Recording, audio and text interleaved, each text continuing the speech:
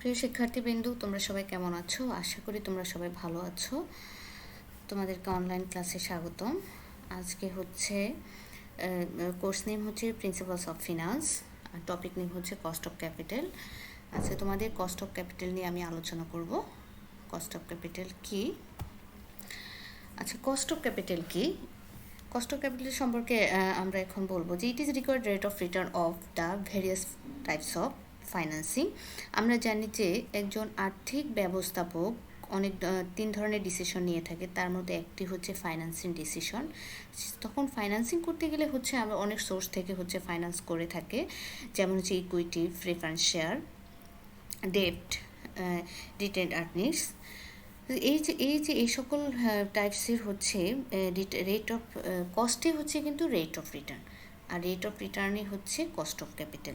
আচ্ছা, এখন আমরা কস্ট অফ ক্যাপিটালটাকে হচ্ছে এটাকে ডিফাইন করতে পারি: minimum rate of return an investor would be willing to accept or investing funds in a particular project. কোনো প্রজেক্টের জন্য বা কোনো ইনভেস্টর বিনিয়োগের জন্য যে পরিমাণ আয় প্রত্যাশা করে সেটাই কিন্তু হচ্ছে কস্ট অফ ক্যাপিটাল। আমরা আরেকটু জানবো হচ্ছে cost of capital acts as the link between the হচ্ছে লং টার্ম ইনভেস্টমেন্টের ডিসিশন। যখন লং টার্ম দীর্ঘমেয়াদী বিনিয়োগ সিদ্ধান্ত গ্রহণ করা হয় তখন কস্ট অফ ক্যাপিটালটা বিবেচনা করা হয়, এবং এক্ষেত্রে হচ্ছে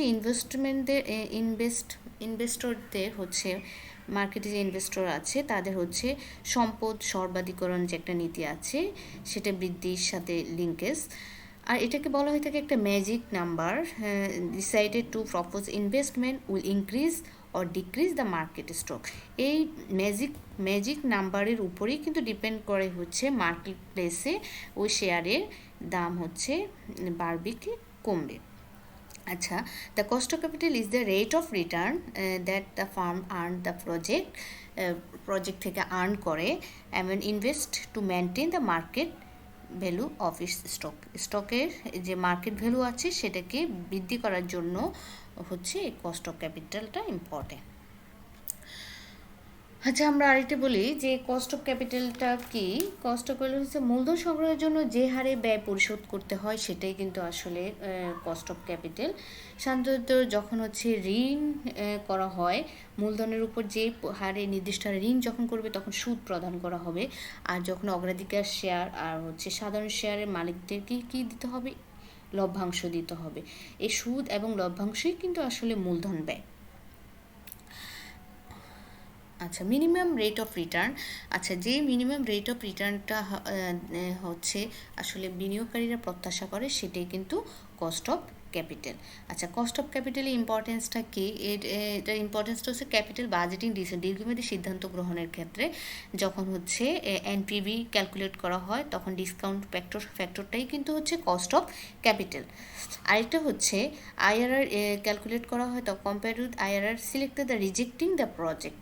কোনো প্রকল্প নির্বাচন বা হচ্ছে রিজেক্ট করা, প্রত্যাখ্যান করার ক্ষেত্রে কিন্তু এই কস্ট অফ ক্যাপিটালটা হচ্ছে ব্যবহার করা হয়ে থাকে।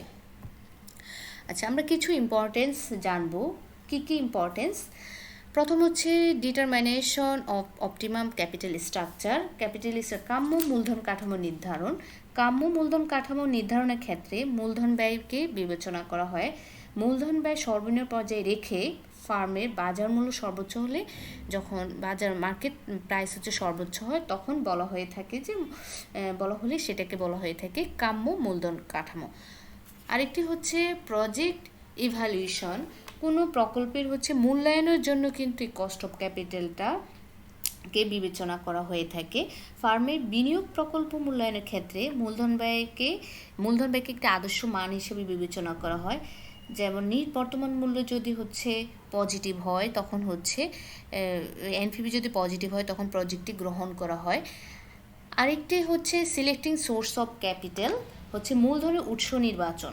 আচ্ছা, মূলধনের উৎস নির্বাচনের মূল বিবেচ্য বিষয় হচ্ছে উৎসসমূহের ব্যয়। আচ্ছা, এখন কোন উৎসের ব্যয় যত কম হবে সেই উৎস থেকে মূলধন সংগ্রহ তত লাভজনক হবে, সেক্ষেত্রে হচ্ছে কস্ট অফ ক্যাপিটালটাকে বিবেচনা করা হয় থাকে। আরেকটা হচ্ছে রিডাক্টিং কস্ট, হচ্ছে কর হ্রাস। এখন মূলধন ব্যয় বিশ্লেষণের মাধ্যমে জানা যায় কোন উৎস থেকে মূলধন সংগ্রহ করলে কম পরিমাণে কম কর দিতে হয়, কম পরিমাণে হচ্ছে কম করটা দিতে হয় এবং কোন উৎস থেকে সংগ্রহ করলে কর দিতে হয় না। সুতরাং মূলধন ব্যয় কর সাশ্রয়ের দিক নির্দেশনা দিয়ে থাকে রিডাক্টে, সেক্ষেত্রে কস্টটাকে মিনিমাম করা যায়। আরেকটা হচ্ছে ডিটারমাইনেশন অফ ডিসকাউন্ট রেট। আচ্ছা, বাট্টার হার নির্ধারণ করা। একটি প্রকল্পের বর্তমান মূল্য নির্ণয়ের জন্য সঠিক বাট্টার হার কিন্তু ব্যবহার অত্যন্ত গুরুত্বপূর্ণ, এবং এই বাট্টার হারকে প্রয়োজনীয় আয়ের হারও বলা হয়ে থাকে, এবং হচ্ছে যা প্রতিষ্ঠান অবশ্যই অর্জন করতে হয়, ফলে মূলধন ব্যয়ের সঠিক বাট্টার হার নির্ধারণে সহায়তা করে। ওকে, আরেকটা হচ্ছে ডিক্লারেশন অফ ডিভিডেন্ড ঘোষণা। মূলধন ব্যয় বিশ্লেষণ করলে হচ্ছে লভ্যাংশ ঘোষণা, ডিক্লারেশন অফ ডিভিডেন্ড। মূলধন ব্যয় বিশ্লেষণ করলে লভ্যাংশ পরিমাণ এবং প্রস্তাবিত লভ্যাংশের হার নির্ধারণ সহজ হয়, কেননা অর্থায়নের উৎসের প্রকৃতি অনুযায়ী লভ্যাংশের তারতম্য ঘটে। লভ্যাংশ নীতি, লভ্যাংশ বন্টন, লভ্যাংশ সংরক্ষণ, লভ্যাংশ ও অবন্টিত আয়ের মুনাফার হার নির্ধারণের দিক নির্দেশনা দিয়ে থাকে। আরেকটা হচ্ছে ডিস্ট্রিবিউশন অফ ফান্ড। আচ্ছা, তহবিল বন্টন। এখন এক্ষেত্রে যে প্রকল্পে মুনাফা বেশি পাওয়া যাবে কিন্তু মূলধন ব্যয় ও ঝুঁকি কম, সেই প্রকল্প কিন্তু বিনিয়োগ করা হয়ে থাকে। আচ্ছা, এখন তহবিলগুলো আমরা লাভজনক প্রকল্পে কিন্তু আমরা বিনিয়োগ করব। আরেকটি হচ্ছে ইভ্যালুয়েশন অফ ফাইন্যান্সিয়াল অ্যাক্টিভিটিস। আর্থিক কার্যাবলীর মূল্যায়ন কীভাবে করব, সেটা হচ্ছে লভ্যাংশ নীতি, চলতি মূলধন নীতি, তারপর হচ্ছে নগদ ব্যবস্থাপনা ইত্যাদির ক্ষেত্রে মূলধন ব্যয় বিশ্লেষণ প্রয়োজন। আর ফার্মের আর্থিক কার্যাবলী মূল্যায়নের মাপকাঠি হলো আসলে মূলধন ব্যয়। আরেকটি হচ্ছে ভ্যালুয়েশন অফ ফার্মের মূল্যায়ন। বর্তমানে আর্থিক ব্যবস্থাপনার মূল উদ্দেশ্য হলো সম্পদ সর্বাধিকরণ, আর সম্পদ পরিমাপের অন্যতম উপাদান হচ্ছে মূলধন ব্যয়। এমনকি ফার্মের মূল্য নির্ধারণের ক্ষেত্রে মূলধন ব্যয় কার্যকর ভূমিকা পালন করে। আচ্ছা, যে টার্গেট প্রফিট, এটা তো অবশ্যই খুবই গুরুত্বপূর্ণ বিষয়। যে কোনো প্রতিষ্ঠানের তিনটি বিষয়ের উপর নির্ধারিত হারে মুনাফা অর্জন করে, যেমন ঝুঁকিবিহীন প্রকল্পের ব্যয় নির্বাহের জন্য, একটা হচ্ছে ব্যবসায়িক ঝুঁকি প্রিমিয়ামের জন্য, আর আর্থিক ঝুঁকি নিরসনের জন্যই কিন্তু হচ্ছে কস্ট অফ ক্যাপিটালটাকে খুবই বিবেচ্য বিষয় হিসাবে বিবেচনা করা হয়ে থাকে। আচ্ছা, some concepts of cost of capital, আমরা কিছু ব্যয় আমরা এখানে আলোচনা করব। সেগুলি হচ্ছে, যেমন হচ্ছে হিস্টোরিক্যাল কস্টটা কি, অতীত ব্যয়কে ঐতিহাসিক, যেমন অতীত যে ব্যয়টা থাকে সেটাই কিন্তু হিস্টোরিক্যাল ব্যয় বলা হয়ে থাকে। হিস্টোরিক্যাল ব্যয় আসলে অপ্রাসঙ্গিক বলা হয়ে থাকে, কিন্তু ভবিষ্যৎ ব্যয় নির্ধারণের ক্ষেত্রে হিস্টোরিক্যাল ব্যয়টাকে বিবেচনা করা হয়ে থাকে। আরেকটা হচ্ছে ফিউচার কস্টটা কি, ভবিষ্যৎ ব্যয় মূলত পূর্বানুমানমূলক ব্যয়। সাধারণত কোনো বিনিয়োগ সিদ্ধান্ত গ্রহণের ক্ষেত্রে এইসব ভবিষ্যৎ ফিউচার কস্টটাকে বিবেচনা করা হয়ে থাকে। আর এটা হচ্ছে স্পেসিফিক কস্টটা কি, সাধারণ শেয়ার, অগ্রাধিকার শেয়ার, আর দীর্ঘমেয়াদী ঋণ ও সংরক্ষিত রিটার্ন আর্নিংস সমন্বয়ে মূলধন কাঠামো গঠিত হয়। এই চারটি উপাদানের ব্যয় আলাদা বিনিয়োগ প্রকল্পে সুনির্দিষ্ট ব্যয় বলে। নতুন বিনিয়োগ প্রকল্প গ্রহণের ক্ষেত্রে সুনির্দিষ্ট ব্যয়টাকে বিবেচনা করা হয়ে থাকে। এক্সপ্লিসিট ব্যয় হচ্ছে, এটা হচ্ছে ব্যক্ত, যেটা হচ্ছে সব উল্লেখিত থাকে। অর্থায়নে বিভিন্ন উৎস থেকে মূলধন সংগ্রহের জন্য প্রত্যক্ষভাবে যে ব্যয় পরিশোধ করা হয় সেটাকে বলা হয়ে থাকে এক্সপ্লিসিট কস্ট। আর ইমপ্লিসিট কস্ট হচ্ছে অব্যক্ত, যেটা হচ্ছে আসলে উল্লিখিত থাকে না। অব্যক্ত ব্যয় হলো বিকল্প প্রকল্প থেকে প্রত্যাশিত লাভ হার যা বর্তমান প্রকল্পের বিনিয়োগের জন্য ত্যাগ করা হলো। এটাকে আসলে এক্সপ্লিসিট কস্ট হচ্ছে সুযোগ ব্যয়, এটাকে আমরা ইমপ্লিসিট কস্ট হিসেবে বিবেচনা করব। আর এটা হচ্ছে অ্যাভারেজ কস্ট অফ ক্যাপিটাল। এখানে হচ্ছে average cost of capital. Average cost of ক্যাপিটালটা হচ্ছে কীরকম, সেটা হচ্ছে আসলে মূলধনের বিভিন্ন অংশের ব্যয় সাধারণভাবে মূলধনের গড় ব্যয় বলা হয়ে থাকে। মূলধনের বিভিন্ন অংশের ব্যয় যোগফলকে তততম সংখ্যা দিয়ে ভাগ করলে যে ফল পাওয়া যায় আমরা জানি যে সেটা হচ্ছে কস্ট অফ ক্যাপিটাল।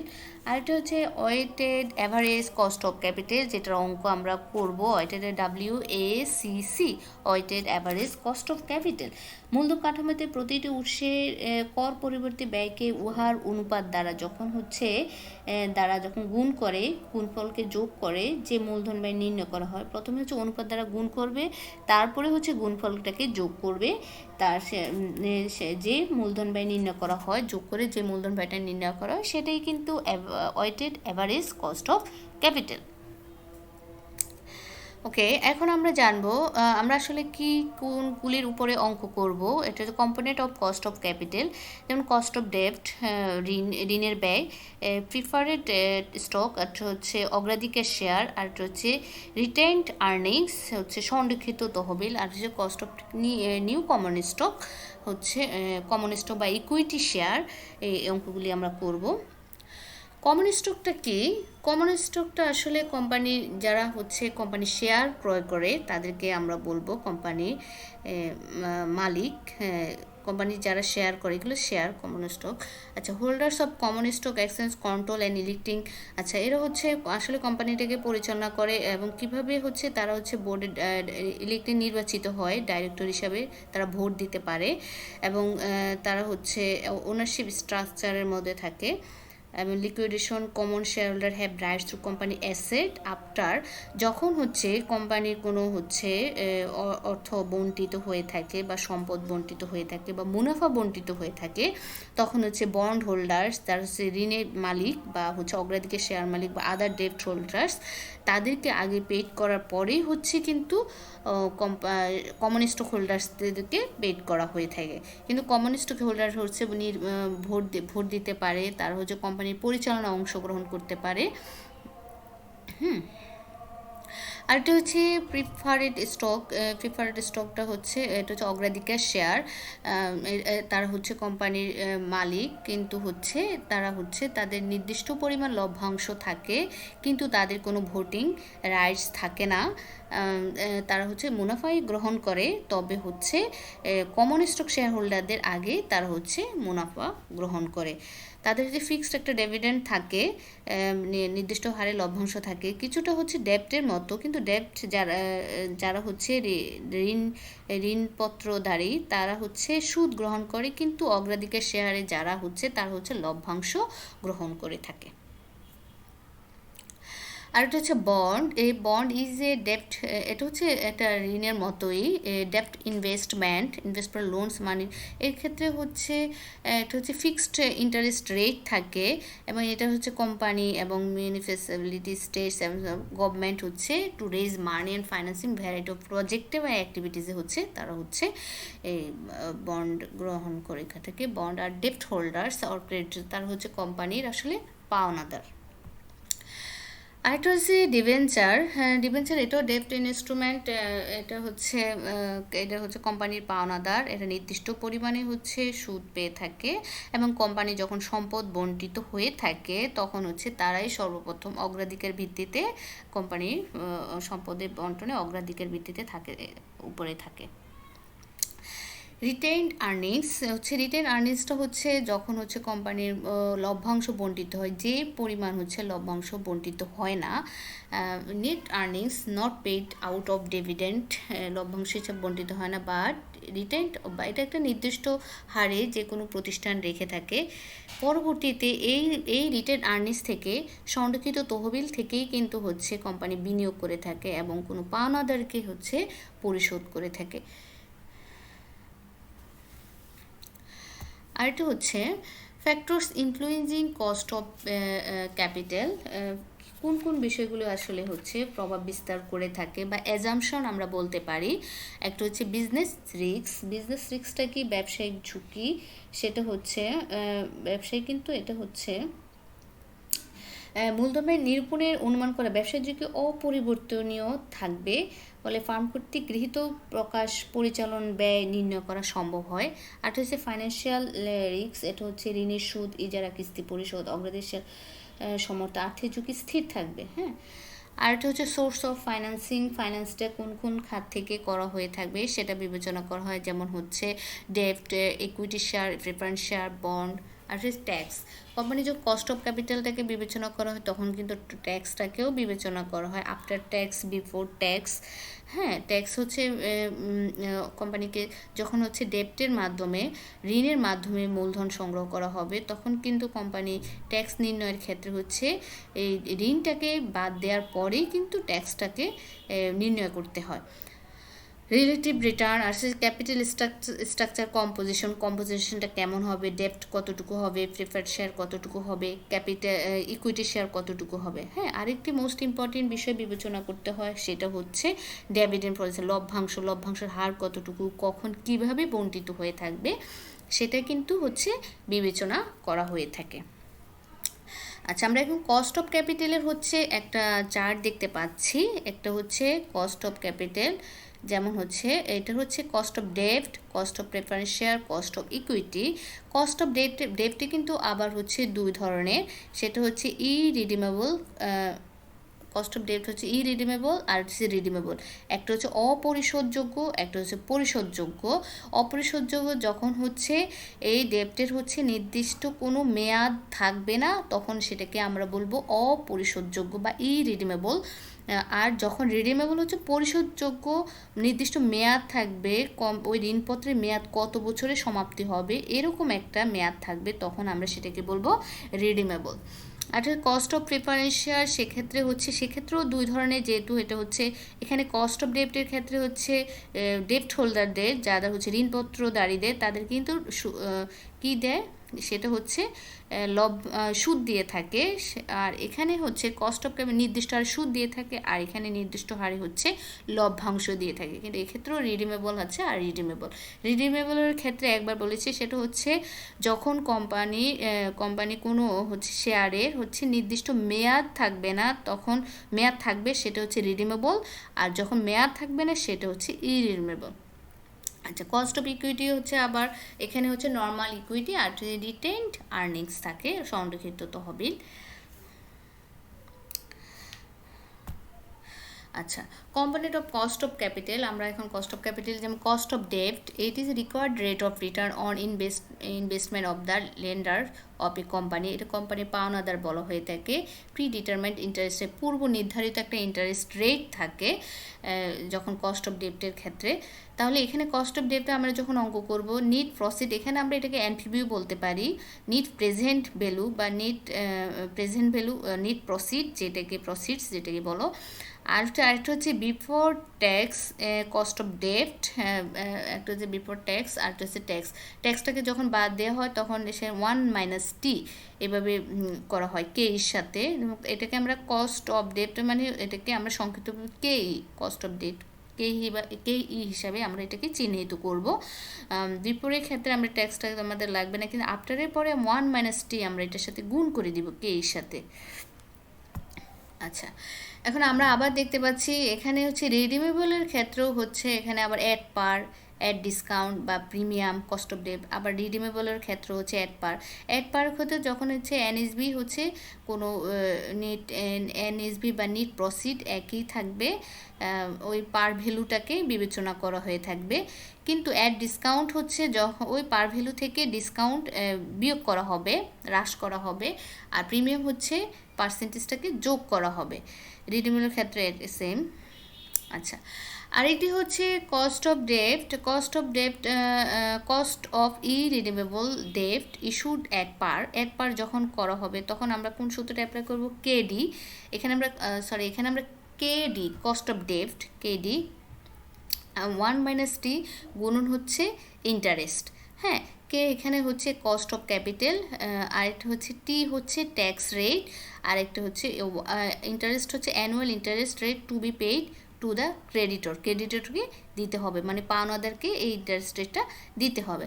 আমরা একটা এক্সাম্পল দিচ্ছি, যেমন এক্সাম্পল, এই কোম্পানি হ্যাজ ইস্যুড ডিভেঞ্চার, এই ঋণপত্র ইস্যুড করলো, সেটা হচ্ছে 10,000 পার ভ্যালু অফ হচ্ছে 1,000 টাকা। হ্যাঁ, সেটা হচ্ছে কুপন রেট, মানে কুপন রেটটা আছে এখানে হচ্ছে 9%, ইন্টারেস্ট রেট হচ্ছে 9% অ্যান্ড এটার কস্ট অফ ডেট কত। আচ্ছা, এখানে যেহেতু হচ্ছে কোনো ম্যাচুরিটি ডেট নেই, তাহলে আমরা এটাকে বলবো ইরিডিমেবল, অপরিশোধযোগ্য।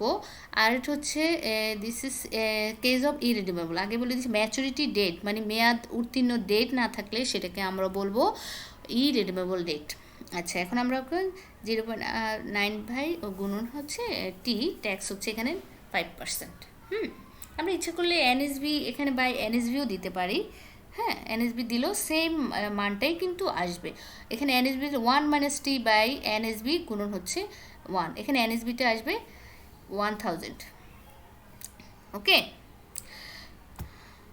আর এটা হচ্ছে দেখো, আর এটা এখানে হচ্ছে এনএসবি, আমি বলেছি আগেই বলেছি এনএসবি তুমি ওখানেও দিতে পারো, আবার এখানে দিয়েছে, এখানে এনএসবি দিয়েছে এই জন্য যে এখানে প্রিমিয়াম এবং ডিসকাউন্ট বিয়োগ করার বিষয় আছে।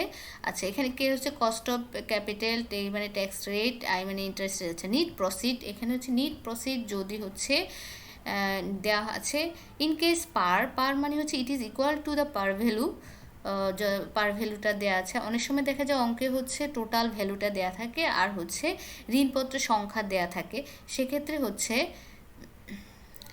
হচ্ছে তোমাকে বের করে নিতে হবে। In case of discount it is a less than par value, বিয়োগ করতে হবে, পার ভ্যালু থেকে বিয়োগ করবো। আর হচ্ছে ইন কেস অফ প্রিমিয়াম হচ্ছে ইট ইজ মোর দেন পার ভ্যালুর সাথে যোগ করতে হবে। আচ্ছা, আমরা একটা অঙ্ক করব, cost of irredeemable debt par discount premium, একটা অঙ্ক। যেমন a company issue debenture 1 lakh, at coupon rate হচ্ছে 10% অ্যান্ড ট্যাক্স হচ্ছে 55%। ওকে, অ্যাড পার হচ্ছে এখানে আমরা অ্যাড পার ডিবেঞ্চার ওর্থ হচ্ছে এখানে 1 লাখ। আচ্ছা, এখানে ডিবেঞ্চার ওর্থ হচ্ছে 1 লাখ। ওকে, ফাইন। তাহলে ইন্টারেস্টটা হচ্ছে আমরা সূত্রটা এখানে বিয়োগ করে আমরা বলেছি অ্যাড পারে, কিন্তু এই সূত্রটাই কিন্তু আমরা এনএসভি 1 - t গুণন ইন্টারেস্ট বাই হচ্ছে এনএসভি। তাহলে এখানে ইন্টারেস্টটা হচ্ছে যদি 10% ধরা হয়, তাহলে ইন্টারেস্টটা হচ্ছে 1 লাখে 10% হচ্ছে 10,000, 1 লাখে 10% 10,000, আর ট্যাক্স হচ্ছে 55%, মানে হচ্ছে 0.55। আর in case of par net প্রসিডে প্রসিডের ক্ষেত্রে কিন্তু তোমার এনএসবিটা 1 লাখই থাকবে। সেক্ষেত্রে কে ডি হচ্ছে cost of debt, K D হচ্ছে 4.5% হবে। আবার হচ্ছে তুমি এর মানটা বসিয়ে অঙ্ক করবা, এখানে করা হয়নি। আর যদি ডিসকাউন্ট থাকে তখন হচ্ছে তোমার 1 লাখ থেকে এখানে ডিসকাউন্ট বলছে 10% মানে 10,000 টাকা, 10,000 টাকা বাদ দিলে হবে এখানে 90,000 টাকা। তাহলে ক্যালকুলেশন করলে কিন্তু বের হবে 5% কেডি। আর in case of premium net proceed হচ্ছে যখন হচ্ছে এটা 10%, 1 লাখের সাথে 10%টা যোগ করবে, প্রিমিয়াম 10% যোগ করবে, তাহলে 1,10,000। এখানে এনএসবিটা হবে 1,10,000, তারপরে হচ্ছে 1 - t হচ্ছে 0.55 গুণন হচ্ছে এখানে হচ্ছে 10,000। 10,000 হবে। তাহলে তুমি ক্যালকুলেশন করলে তোমার ফিগার আসবে 4.09%। কস্ট অফ ডেট যখন হচ্ছে নিট প্রসিডটা থাকে তখন হচ্ছে দেখো duchess corporation a major hardware manufacturer, এখানে বলেছে দেখো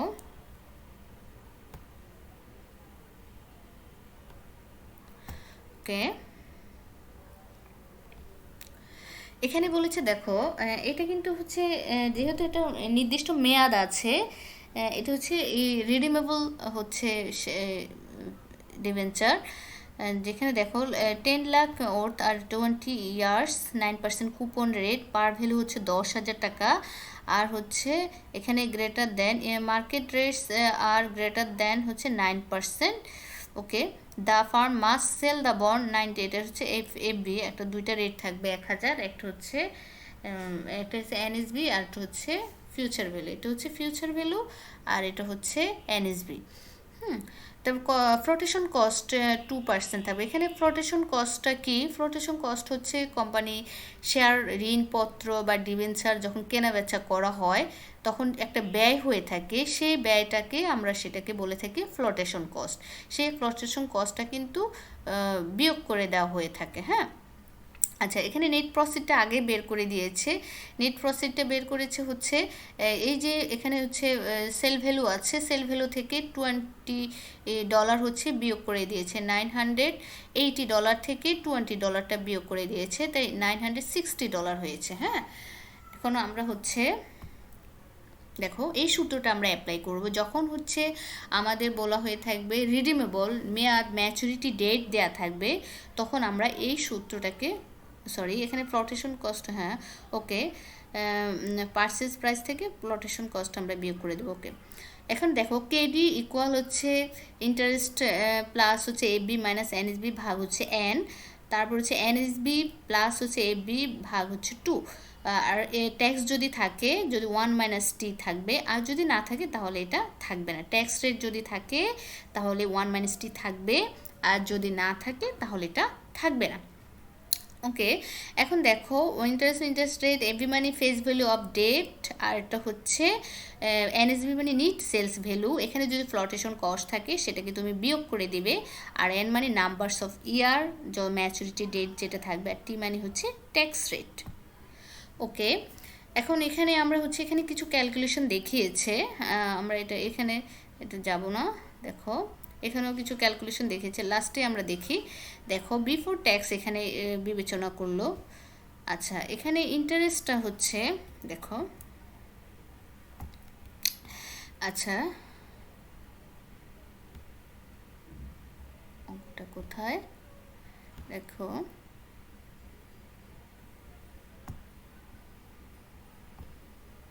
ওকে, এই যে হচ্ছে এখানে 10 মিলিয়ন 1,000 টাকার, 1,000 টাকার হচ্ছে 9% কত আসবে? 90 টাকা। 1,000 টাকার 9% আসবে তোমার হচ্ছে 9% ইন্টারেস্ট রেটটাকে এখানে ধরা হবে।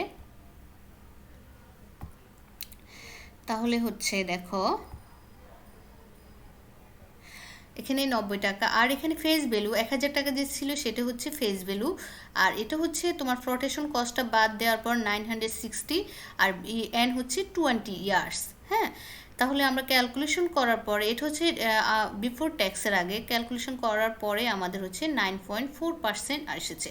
আবার বলে দিচ্ছি, তোমার 1,000 টাকার উপরে 9% কত হয়? দেখো 1,000 টাকার উপরে 9%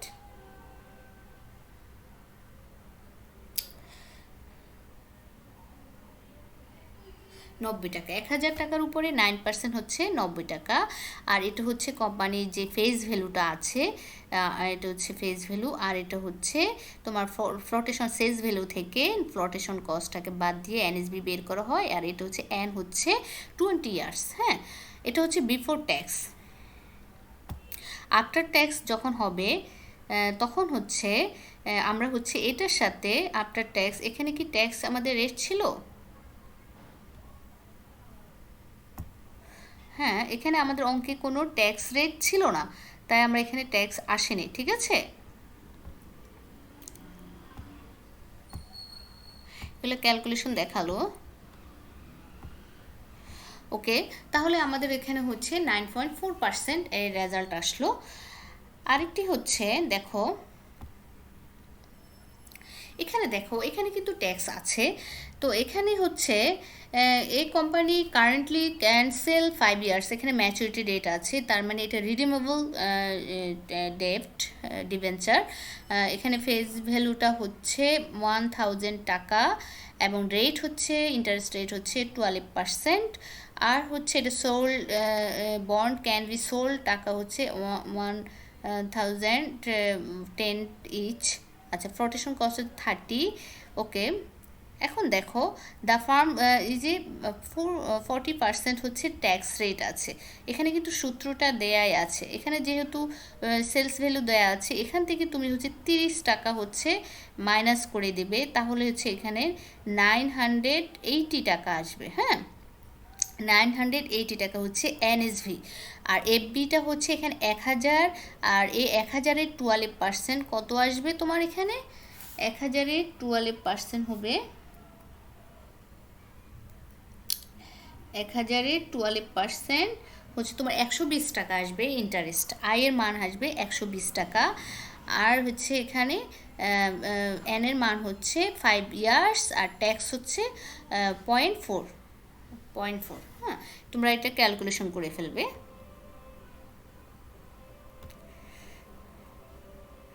আরেকটি হচ্ছে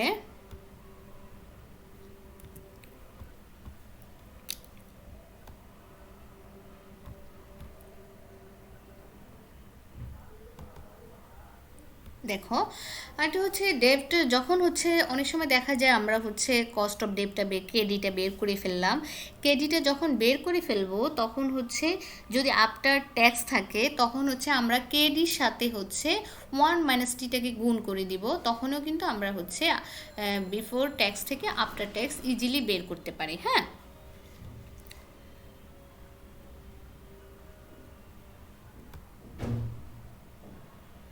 ওকে, আমরা আরেকটা অঙ্ক দেখছি। এই firm issues debenture 1 lakh is able to realise only 98,000 due to 2% commission to the broker.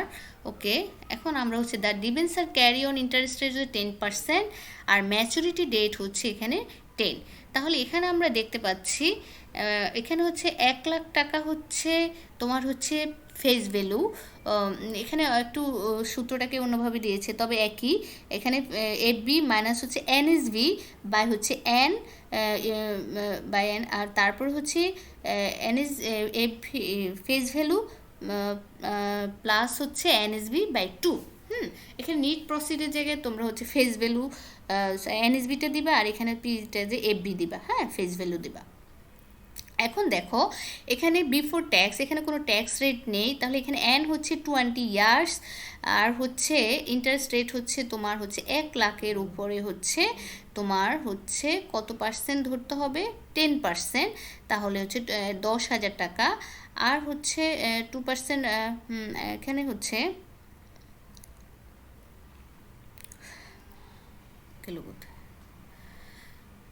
Due to 2% commission to the broker, তাহলে এখানে 2%টা হচ্ছে এখানে ব্রোকারকে দিয়েছে, তাহলে এটা হচ্ছে ফ্লোটেশন কস্ট, তুমি এটা যোগ করে দিবে। আচ্ছা আচ্ছা, এটা ফ্লোটেশন কস্ট না, ডিউ টু 2%, আচ্ছা রিয়েলাইজ অনলি ডিউ টু, আচ্ছা এটা বাদ যাবে, তাহলে এটা বাদ দেওয়ার পরেই কিন্তু হচ্ছে 98,000 টাকা, তাহলে এখানে এনএসবি হচ্ছে 98,000 টাকা হবে। ঠিক আছে, ক্যালকুলেশন করার পরে হচ্ছে তোমার হচ্ছে 10%, 10.30%, আর আফটার ট্যাক্স যদি তুমি করো তাহলে হচ্ছে তোমরা যদি করো তাহলে হচ্ছে তোমাদের হচ্ছে 1 - গুণ হচ্ছে কেডি, এই কেডিটাকে গুণ করে দিবে। ক্যালকুলেট আফটার কস্টটা যদি ফার্ম নিতে ট্যাক্স ব্র্যাকেট 55% যদি থাকে আর কি। আচ্ছা, আমরা এখন দেখো component of cost of capital, আরেকটা কম্পোনেন্ট সেটা হচ্ছে কস্ট অফ প্রিফারেড স্টক। এটা আমরা জানি ইট is required rate of return on investment of the preferred share holder of a company. অগ্রাধিকার শেয়ারের যে ব্যয়টা সেটা প্রি ডিটারমাইন্ড ডিভিডেন্ড থাকবে এবং ট্রানজ্যাকশন কস্ট থাকবে। ওকে, এখন হচ্ছে এখানে ক্ষেত্রে আমরা হচ্ছে perpetual preferred stock cost of perpetual preferred হচ্ছে ডিও বাই হচ্ছে পিও মাইনাস এফ। এখানে এফ মানে হচ্ছে ফ্লোটেশন কস্ট, আর কেপি মানে কেপি হচ্ছে cost of preferred stock, K P মানে কস্ট অফ প্রিপারেড স্টক, আর ডিও হচ্ছে অ্যানুয়াল প্রিপারেড ডিভিডেন্ডটা যেটা দেওয়া হয়, আর যে P O current price of preferred stock, আর যে এফ হচ্ছে ফ্লোটেশন কস্ট। এখন দেখো আমরা হচ্ছে ইরিডিমেবল, আমরা দুই ধরনের শেয়ারের কথা বলেছি, একটা হচ্ছে রিডিমেবল আর হচ্ছে ইরিডিমেবল। তো ইরিডিমেবল যেটা সেটা অপরিশোধযোগ্য, সেক্ষেত্রে হচ্ছে আমরা যে সূত্রটা ব্যবহার করতে পারি সেটা হচ্ছে কেপি ইকুয়াল হচ্ছে ডিপি বাই এনপি। এনপি মানে হচ্ছে এখানে এনএসবি, নিট প্রেজেন্ট ভ্যালু বা নিট প্রসিড, যেটাকে তুমি যে হিসেবে তুমি উল্লেখ করো। আচ্ছা, নিট প্রসিডের ক্ষেত্রে হচ্ছে বা নিট এনএসবি, এটা থেকে ফ্লোটেশন কস্টটাকে বাদ দিতে হবে। হ্যাঁ, আর এটা হচ্ছে ডিভিডেন্ড। এখানে আমরা একটা অঙ্ক দেখতে পাচ্ছি, সেটা হচ্ছে a company raises the capital 1 lakh by issuing 10,000 preference share, each হচ্ছে 10। ওকে, আর dividend rate of preference share হচ্ছে 10%, এটা হচ্ছে 1 শেয়ারের উপরে।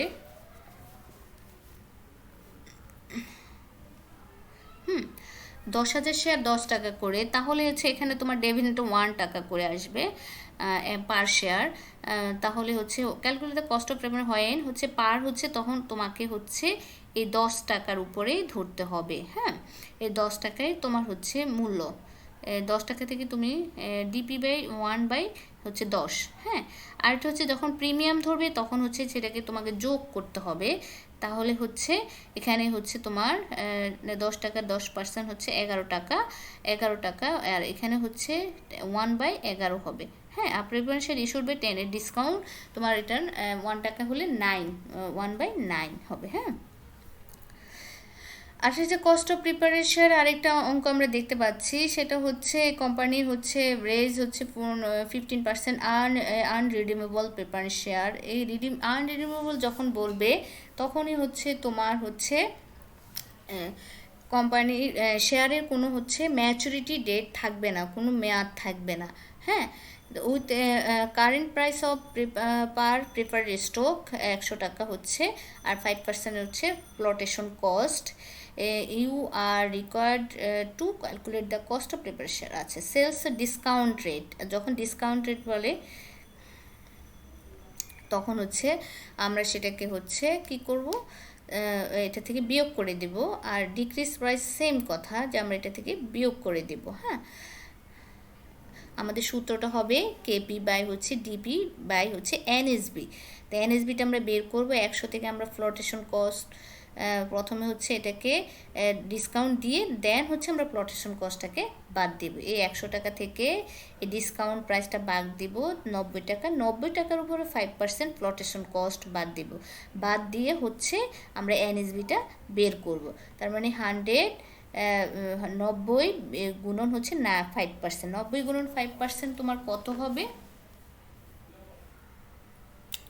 90 গুণন হচ্ছে 5%। হ্যাঁ, সেটা 4.5। হ্যাঁ, 4.5 হচ্ছে তোমার ফ্লোটেশন। 90 থেকে তোমার ফ্লোটেশন কস্টটা বাদ যাবে 4.5 বাদ দেওয়ার পরে হচ্ছে তোমার কত টাকা থাকে? এনএসবি 85.5। তার মানে তোমার এখানে এনএসবি হচ্ছে 85.5 হচ্ছে টাকা। সেম এটাও একই রকমের হবে। তার আর তোমার হচ্ছে 100 টাকার হচ্ছে 15% হচ্ছে 15 টাকা। হ্যাঁ, 100 টাকার 15% হচ্ছে 15 টাকা তোমার হচ্ছে ডিপি। তাহলে ডিপি বাই 85.5 টাকা তুমি বের করবে। হ্যাঁ, আর হচ্ছে সেলস ইকুয়াল প্রাইস, এখানে কোনো হবে না, এখানে 100 টাকার উপরেই তুমি 5% ধরবা। তার মানে তোমার 95, এনএসবিটা তোমার হবে 95 টাকা। এখানে হচ্ছে আরেকটা হচ্ছে তোমার এখানে দিয়ে দিল,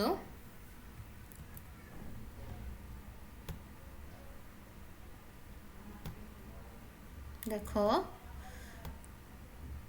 100 টাকা। ওকে, এখানে দেখো, এখানে হচ্ছে বলা হয়েছে ডিপি বাই এনএসবি তোমার প্রিমিয়াম বললে হচ্ছে তোমার যোগ হবে, আর ডিসকাউন্ট বললে তোমার হচ্ছে বিয়োগ হবে। হ্যাঁ, এটাই দেখানো হয়েছে। যদি হয় তোমার 1 লাখ টাকা হচ্ছে তোমার 1 লাখ টাকা হচ্ছে তোমার হচ্ছে পার শেয়ার ভ্যালু থাকে, তখন হচ্ছে তোমার হচ্ছে এনএসবি হবে 1,10,000 প্রিমিয়ামের ক্ষেত্রে, আর ডিবি হবে 10,000, আর কেপিটা হবে কস্ট অফ প্রিফারেন্স শেয়ারটা হবে তোমার হচ্ছে 9.09%। আচ্ছা, প্রিফারেন্স শেয়ারের ডিসকাউন্ট হবে। হ্যাঁ, আচ্ছা, ওকে, এখন আমরা বলবো যে আমরা প্রিপারেড স্টকের রিডিমেবল প্রিপারেড স্টকটা হবে যখন মেয়াদ থাকবে, ম্যাচুরিটি ডেট থাকবে, তখন আমাদের কি হবে দেখো। তখন সূত্র একদমই হচ্ছে কস্ট অফ ডেপ্থের আমরা হচ্ছে রিডিমেবল যে সূত্রটা আমরা করেছি, রিডিমেবল সেম সূত্রটা এখানেই হবে, একই রকম। তোমাদের রিডিমেবল যতগুলি সূত্র আছে সব একই হবে। কেপি বা অর কেডি। কেপি মানে cost of preference share, KD মানে হচ্ছে কস্ট অফ ডেট। হ্যাঁ, এখানে পিডি মানে বলা হয়েছে কস্ট অফ প্রিফারেন্স শেয়ার, তোমরা এটাকে যেভাবে উল্লেখ করো যে কোনোভাবেই পিপিও দিতে পারো। আর এটা হচ্ছে এবি হচ্ছে face value of PS preference share, NSB হচ্ছে নিট প্রেজেন্ট ভ্যালু বা এখানে এনপিও দিতে পারো, ভাগ হচ্ছে এন মানে ম্যাচুরিটি ডেট গুণন 100। এখন এনএসবি থেকে এখানে পারচেজ প্রাইস থেকে প্লটেশন কস্টটাকে বাদ দেওয়া হয়েছে। হ্যাঁ, আচ্ছা, আরেকটা হচ্ছে আমরা এখানে এই যে আবার সেম সূত্রটাকে এভাবে উল্লেখ করেছে যে ডি ডি মানে ডিভিডেন্ড, ওখানে আগের হচ্ছে দেখো সূত্রের মধ্যে হচ্ছে দেখো এখানে পিডি পিডি দিয়েছে, হ্যাঁ, তুমি পিডি না দিয়ে এখানে ডিও দিতে পারো, ডিভিডেন্ড। ওকে, আবার এখানে নিট প্রসিড বা এনএসবি কিন্তু একই, পি মানে হচ্ছে ফেস ভ্যালু, এর মানে হচ্ছে ম্যাচুরিটি ডেট।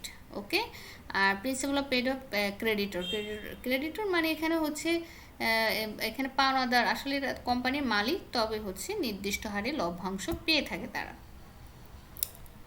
এখন আমরা একটা অঙ্ক করব, দেখো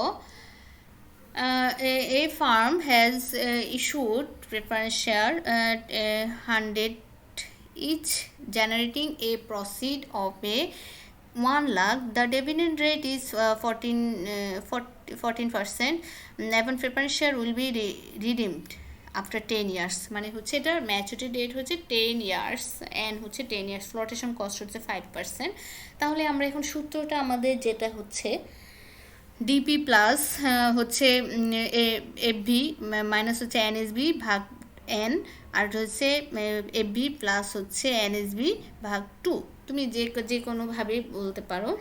এটা হচ্ছে এখন এই ডিভিডেন্ড হচ্ছে 1 লাখ টাকার উপরে, এই যে 1 লাখ টাকা আছে, এই 1 লাখ টাকার উপরে 14% ডিভিডেন্ড হবে, 14,000 টাকা। আর এফবিটা হচ্ছে 1 লাখ, এটা হচ্ছে ফেস ভ্যালু, এটা হচ্ছে ফেস ভ্যালু 1 লাখ। আর হচ্ছে এনএসভিটা হচ্ছে তোমার এখান থেকে 5% ফ্লোটেশন কস্টটা যাবে, 5% যদি 1 লাখ টাকার উপর 5% হয় সেটা হবে 5,000 টাকা, 5,000 টাকা বাদ দেওয়ার পরে হচ্ছে 95 টাকা, এন হচ্ছে 10 ইয়ার্স। এখন আমরা মানগুলি কি বসিয়ে পাই, মানগুলি বসিয়ে যদি আমরা ক্যালকুলেশন করি দেন হচ্ছে 14.87% আসে। হ্যাঁ, আমরা এখানে মানগুলি বসালাম। ডি হচ্ছে 14,000, পি হচ্ছে ফেস ভ্যালু হচ্ছে 1 লাখ, নিট প্রেজেন্ট ভ্যালু বা এনএসভি হচ্ছে 95,000 টাকা, আর এন হচ্ছে 10, আর এখানে আমরা সেম 1 লাখ যোগ হচ্ছে 95%। কস্ট অফ রিডিমশন আমরা আরেকটি অঙ্ক করব। এই ফার্ম হচ্ছে 10% redeemable share 1 lakh, redeemable at the end of 10 years, under writing cost হচ্ছে 2% বা হচ্ছে এটা ফ্লোটেশন কস্ট বলে থাকি আমরা। আর হচ্ছে calculate the preparation. Okay, same আমাদের একটা ডি প্লাস হচ্ছে এপি মানে ফেস ভ্যালু, পি মানে হচ্ছে ফেস ভ্যালু, তোমরা এখানে এফবি লিখবে। হ্যাঁ, আর নিট প্রসিডে এটা হচ্ছে নিট প্রেজেন্ট ভ্যালু বা এনপিবি বা নিট প্রসিডও তোমরা লিখতে পারো। এখন ডিভিডেন্ড আমরা বের করছি 1 লাখ রুপি 10%, আর হচ্ছে 1 লাখ, আর নেট প্রসিড যে 98, 2% বাদ দেওয়ার পরে 1 লাখ টাকার উপরে আমরা 2% বাদ দিলাম, বাদ দেওয়ার পর 2,000 টাকা আসলো, সেটা থেকে আমরা 98,000 টাকা। আর এটা হচ্ছে এন হচ্ছে 12%। আমরা ক্যালকুলেশন কেপি বের করার পরে, ক্যালকুলেশন করার পরে মানগুলি বসিয়ে আমরা ক্যালকুলেশন করার পরে আমাদের হচ্ছে 10.30% টাকা আসলো।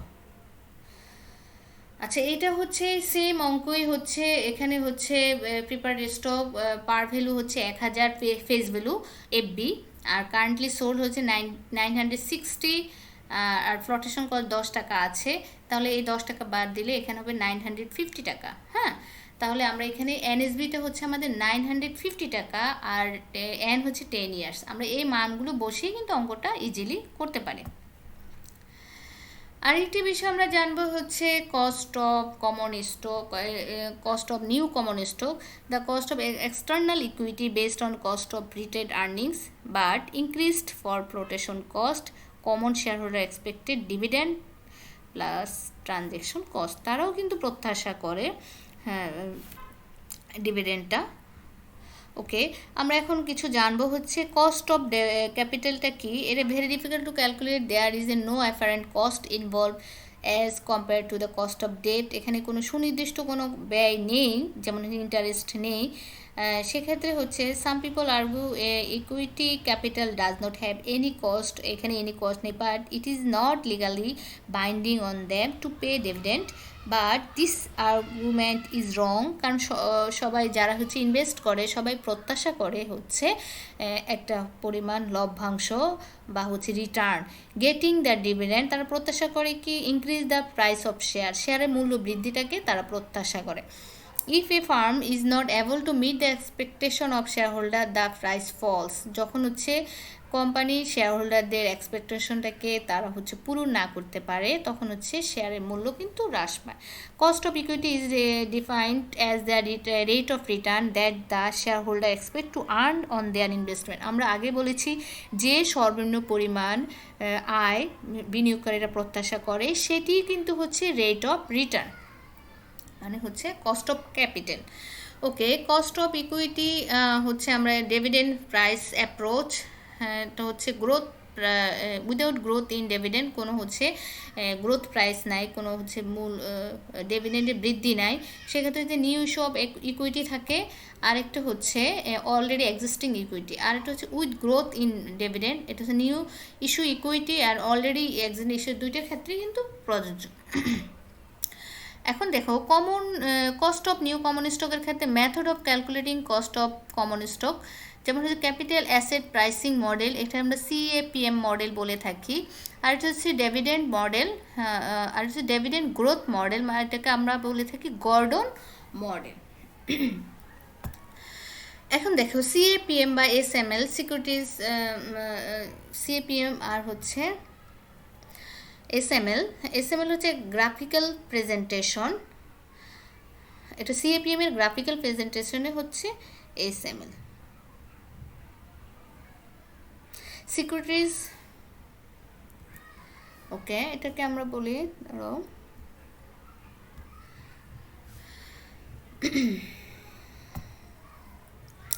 CAPM হচ্ছে ক্যাপিটাল অ্যাসেট প্রাইসিং মডেল, আর SML হচ্ছে সিকিউরিটিজ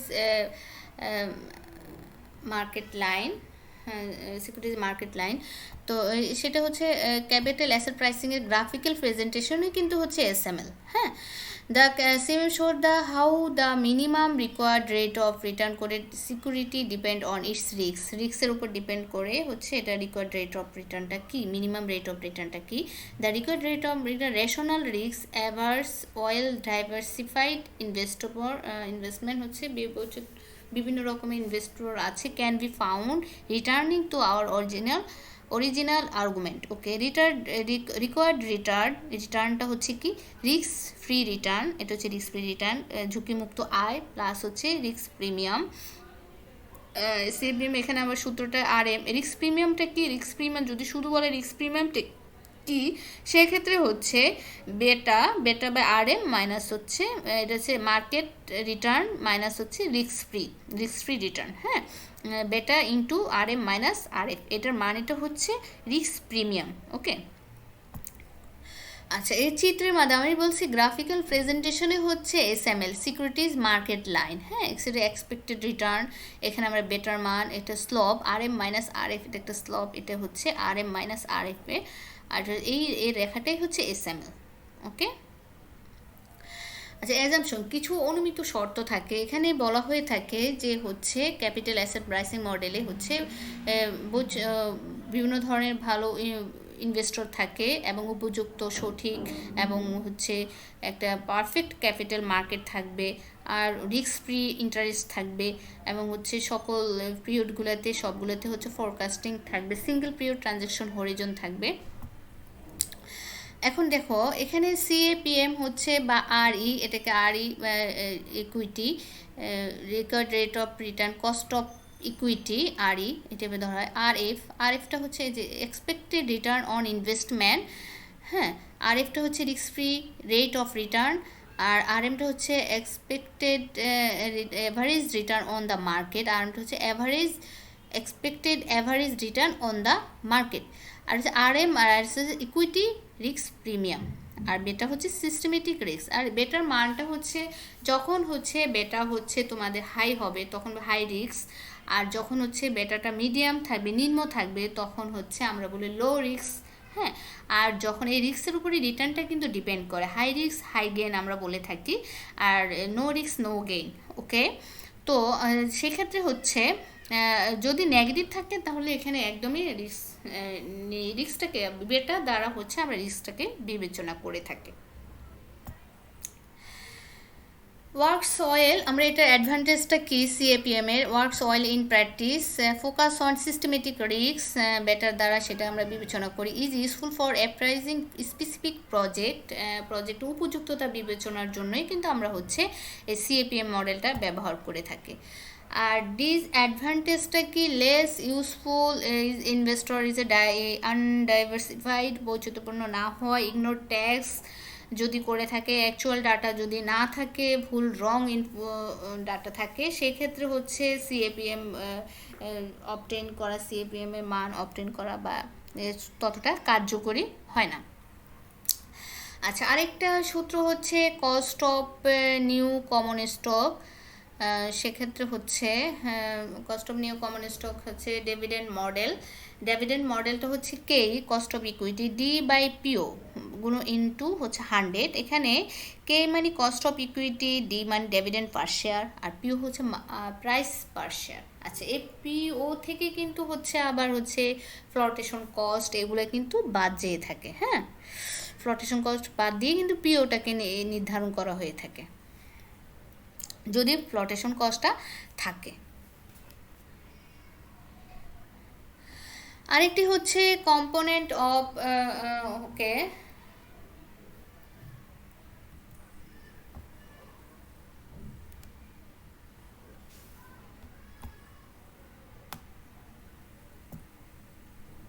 এখানে দেখো ডিভিডেন্ড গ্রোথ মডেল বা গর্ডন মডেল, সেক্ষেত্রে জিটা থাকবে ডি ওয়ান বাই হচ্ছে পিও minus G plus PO minus F plus G K cost of equity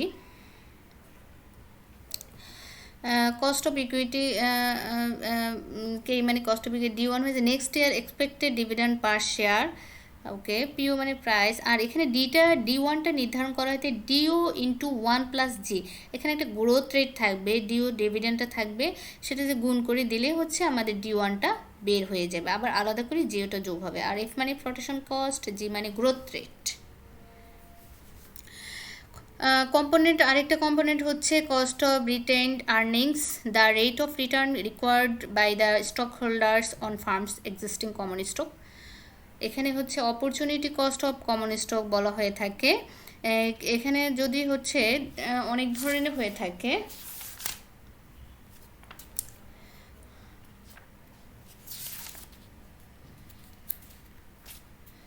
দেখো এখানে আচ্ছা ফ্লোটেশন রিটেড আর্নিংসটা হচ্ছে এখানে আমরা হচ্ছে কে আর ইকুয়াল কে সমানে হয়ে থাকে, তবে 1 মাইনাস টিপি যখন হচ্ছে পার্সোনাল ট্যাক্স থাকে। যদি ব্যক্তিগত আয়কর প্রদান করতে না হয় তখনই একদম পুরোপুরি হচ্ছে আমরা হচ্ছে একদম ইকুইটির যে সূত্রটা অ্যাপ্লাই করি সেই সূত্রটা অ্যাপ্লাই করি কিন্তু আমরা অঙ্কটা করতে পারি।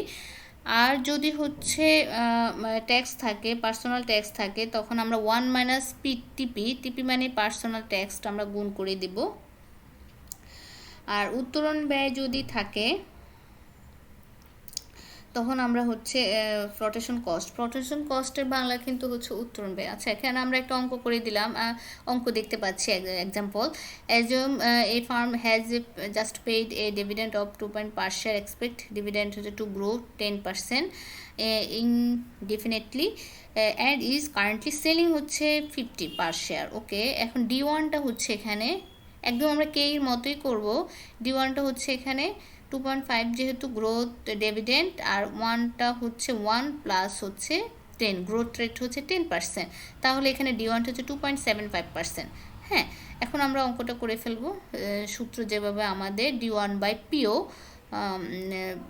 যোগ হচ্ছে গ্রোথ রেট হ্যাঁ গুণন 100। তাহলে এখানে পিওটা হচ্ছে আমাদের সেলিং প্রাইসটা হচ্ছে 50। হ্যাঁ, তাহলে এখানে দেখো 2.5 বাই 50 গুণ হচ্ছে গ্রোথ রেট, তাহলে 15%। এখন দেখো আমাদের হচ্ছে আরেকটা কিছু কথা বলি, তোমাদের হচ্ছে কিছু ইম্পর্টেন্ট এখানে প্রশ্ন আছে, যেমন হচ্ছে তোমাদের সাধারণ শেয়ার আর অগ্রাধিকার শেয়ারের মধ্যে পার্থক্য, তোমরা পার্থক্যগুলি জানবে। লভ্যাংশ এবং সুদের মধ্যে পার্থক্য। আর এটা হচ্ছে কেন হচ্ছে কোম্পানিগুলি হচ্ছে মূল ডেপ্টের মাধ্যমে, ঋণপত্রের মাধ্যমে মূলধন সংগ্রহ করতে আগ্রহী। তার একটি কারণ হচ্ছে যখন আমরা হচ্ছে মূলধন কস্ট অফ ডেপ্টটা নির্ণয় করি, ট্যাক্সটা বের করি, তখন হচ্ছে কস্ট অফ ডেপ্টের টাকাটা কিন্তু আমরা বিয়োগ করে দিই। কস্ট অফ ডেপ্ট ইন্টারেস্টটাকে বাদ দিয়ে কিন্তু আমরা হচ্ছে ট্যাক্সটাকে নির্ণয় করে থাকি। হ্যাঁ, সেক্ষেত্রে হচ্ছে আমাদের হচ্ছে এই কোম্পানিগুলি হচ্ছে সবসময় ট্যাক্সটাকে কম দেওয়ার চেষ্টা করে। তখন হচ্ছে এই ডেপ্টের মাধ্যমে মানে মূলধন ঋণপত্রের মাধ্যমে হচ্ছে মূলধন সংগ্রহ করে থাকে। হ্যাঁ, আর হচ্ছে কস্ট অফ ক্যাপিটালের হচ্ছে মূলধন ব্যয়টা কি? মূলধন ব্যয়ের হচ্ছে গুরুত্ব, কম অনুমিত শর্ত, আর হচ্ছে মূলধন ব্যয় হচ্ছে যে হিস্টোরিক্যাল যে কস্টগুলি আছে, অনুমিত শর্ত, গুরুত্ব, এগুলো খুব ভালো করে পড়বে। আর এটা হচ্ছে হ্যাঁ, গুরুত্বটা পড়বে, অনুমিত শর্ত পড়বে, পার্থক্যগুলি পড়বে, আর কেন হচ্ছে ঋণ হচ্ছে সবচেয়ে কম ব্যয় সম্পন্ন তহবিলের উৎস, এই প্রশ্নটি পড়বে। সিএপিএম মডেলটা যেটা হচ্ছে খুব ইম্পর্টেন্ট, পরীক্ষার সময় সিএপিএম এর মডেলের সম্পর্কে বিস্তারিত আলোচনা করো, এরকম একটা প্রশ্ন থাকে। আর এটি হচ্ছে আমি হচ্ছে তোমাদের ইংলিশে যদিও ক্লাসটি নিয়েছি বা এইগুলো দিয়েছি, কিন্তু তোমাদের ইচ্ছা করলে থিওরিগুলো তোমরা হচ্ছে বাংলায় লিখতে পারবে, বাংলা ভার্সন লিখতে পারবে, কিন্তু অঙ্কগুলি হচ্ছে তোমাদের ইংলিশ ভার্সনে। হ্যাঁ, আর অঙ্কগুলি তোমরা বাসায় প্র্যাকটিস করবে। আগামী দিন যে হচ্ছে ক্লাস নিব সেটা একদম বই থেকেই তোমাদের অঙ্কগুলি করানো হবে, আর যে ওয়েটেড অ্যাভারেজ কস্ট অফ ক্যাপিটালটা করানো হবে। হ্যাঁ, তোমরা সবাই ভালো থাকো, তোমাদের সকলকে ধন্যবাদ।